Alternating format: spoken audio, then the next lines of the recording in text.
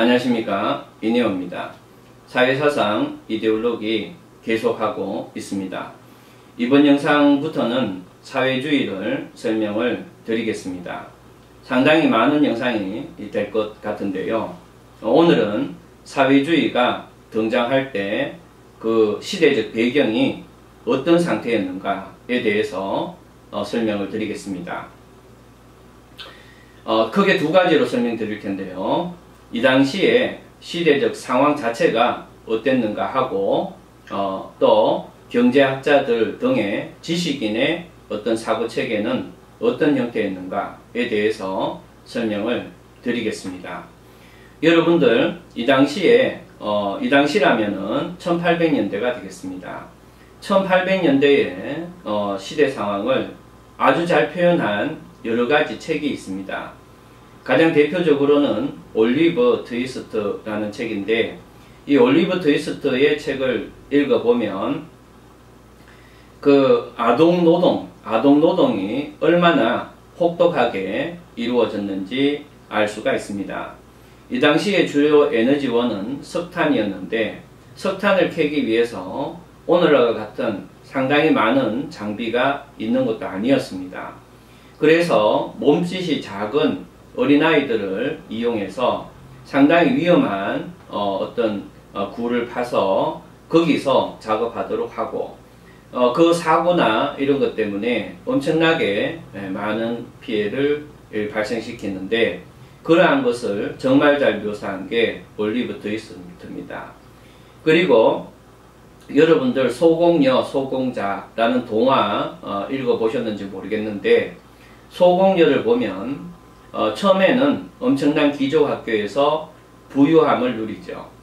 그런데 그 부모님이 돌아가신 직후부터는 더 이상 기족학교의 학생이 아니라 기족학교의 어떤 하녀로서 행동하게 됩니다. 온갖 어떤 역경과 어려움을 겪게 되죠. 이것이 그 당시에 가진 자하고 가지지 못한 자의 어떤 지위의 차이를 잘 보여주는 그러한 소설입니다. 그리고 이 당시에 그러면 지식인들은 어떤 사고를 가지고 있었는지 아시려면 멜더스의 인구론을 조금 이해하시면 됩니다. 여러분들이 잘 아시는 아담 스미스 있죠? 애덤 스미스. 애덤 스미스의 가장 친한 친구가 데이비드 휴미라는 사람입니다. 아주 유명한 사람이죠. 이 데이비드 휴미 대부를 써준 그 사람이 멜더스입니다. 그래서 멜더스는 데이비드 휴미 다음 세대 사람이죠.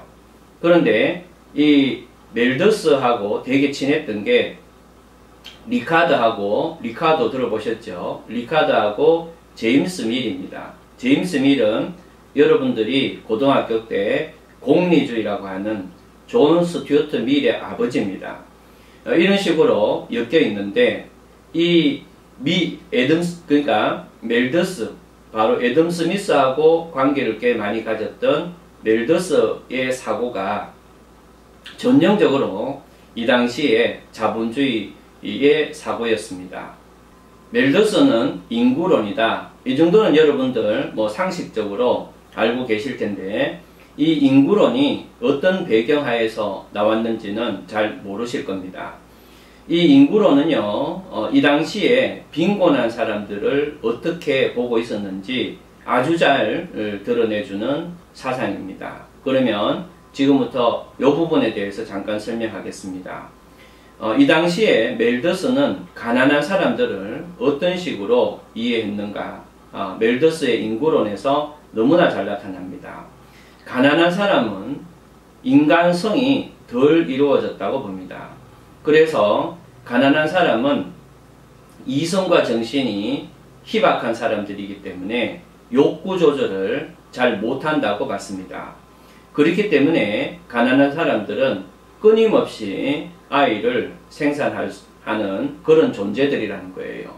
그런데 이 사람들은 끊임없이 아이를 생산을 하는데 비해서, 다시 얘기하면 인구는 기하급수적으로 느는 데 비해서, 하지만 토지는 한정되어 있기 때문에 토지의 생산량은 그러한 인구를 따라갈 수 없고, 그렇기 때문에 그 가난한 사람들은 스스로 가난의 무덤을 욕구 조절을 못하기 때문에 스스로 가난한 무덤을 파고 있다, 이렇게 보고, 그러한 가난한 사람들에게 복지를 시행하게 되면 그 사람들은 또 그걸 바탕으로 또 아이를 생산하기 때문에 절대로 복지를 시행하게 해서는 안 된다.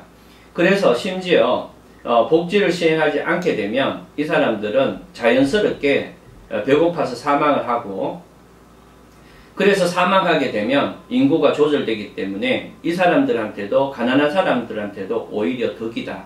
이렇게 해서 이 사람들은, 이 멜더서는 가난한 사람들에 대한 지원을 절대 못하게 했습니다.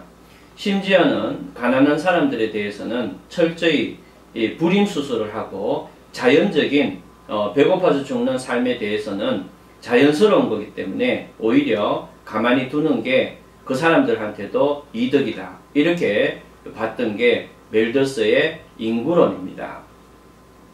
철저히 가난을 자기들의, 그러니까 이 당시에 공장을 운영해서, 이 당시 사람들은 이제 막 시민혁명이 끝난 그 다음 시기이기 때문에 노동자들을 마치 그 근대 이전의 농노라든가 노예와 같은 그런 어떤 편견, 선입관을 갖고 있었던 거죠. 그렇기 때문에 이 노동자에 대한 대우도 과거의 농노나 노예와 같은 그런 개념이 머리에 있었던 겁니다. 그렇기 때문에 최소한의 월급을 대가를 주고 엄청나게 이익을 남기던 그런 시기인데, 그럼에도 불구하고 그 가난한 사람들의 가난을, 그 가난한 사람들의 비정상적인 욕구 때문에 일어난 걸로 이렇게 생각을 했던 겁니다. 그래서 차라리 그 사람들한테 이 복지나 혜택을 베풀기보다 욕구를 적절히 조절할 수 있는 가진 자에게 그 돈을 다시 재투자함으로써 훨씬 많은 빵을 생산할 수 있게 되고, 그렇게 되면 가난한 사람에게도 덕이다, 이렇게 봤던 것이 이 당시에 지배계층 혹은 자본주의자들의 사고였습니다. 멜더스가 이것을 가장 잘 표현해주고 있습니다. 그런데 이상하게도 멜더스의 가장 친한 친구 리카도는 전혀 다르게 생각했습니다. 리카도는 거의 사회주의 계통입니다. 그래서 사회주의 쪽에 어떤 이 이론을 많이 만들게 됩니다. 해서 이 어떤 부의 평등한 분배라든가 사유재산의 일정한 제한, 이런 것들을 강조하는 게 리카도입니다.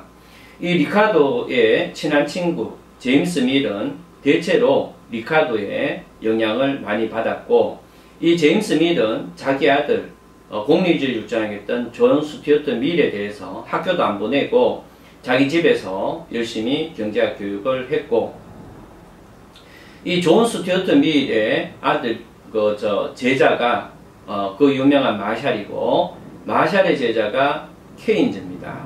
그래서 케인즈는 국가의 개입을 긍정하게 됩니다. 자, 여기서 이 존 스튜어트 밀 공리주의에 대해서 잠깐 설명하면, 공리주의는요, 처음에 나타날 때 어떻게 나타났는가 하면 바로 자본주의의 폐단을 시정하기 위해서 만들었습니다.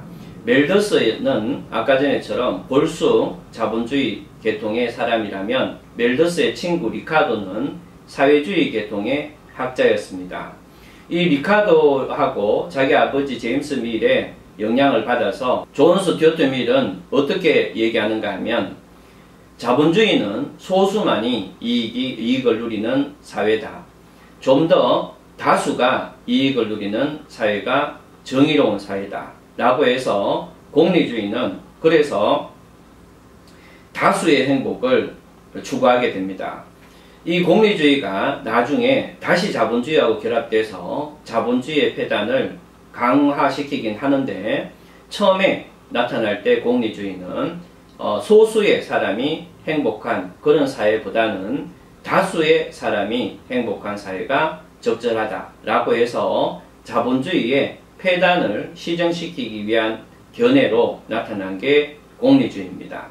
그러면은 자본주의를 대변하는 멜더스, 그리고 여기에 대해서 문제를 개선해야 된다는 리카도와 그 다음에 존 스튜어트 밀의 공리주의, 리카도의 사회주의와 존 스튜어트 밀의 공리주의가 있습니다.